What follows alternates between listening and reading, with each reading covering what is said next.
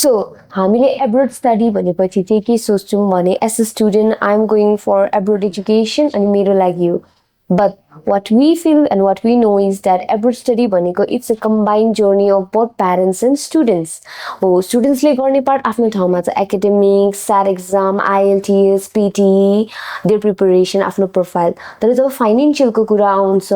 to sponsor them भनेको support भनेको चाहिँ प्यारेन्ट्सले प्रोभाइड गर्ने हो त्यसैले KIECले चाहिँ specially for our parents when I say parents I mean guardians तपाईँको ठुलदिदी दाई जो पनि हुन सक्नुहुन्छ your guardian anyone uncle aunty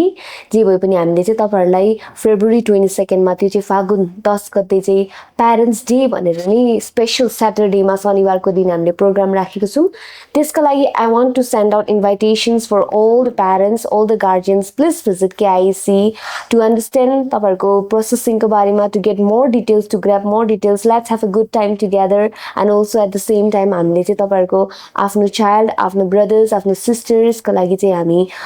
abroad study को बारेमा डिस्कसन गर्छौं सो प्लिज आउनुस् होला KIEC लालुतपाते मार्ग KIEC क्यानाडा अस्ट्रेलिया हुन्छ बेलायत नि KIEC विदेश जाने पूरा हुन्छ सपना बच्चे देखिको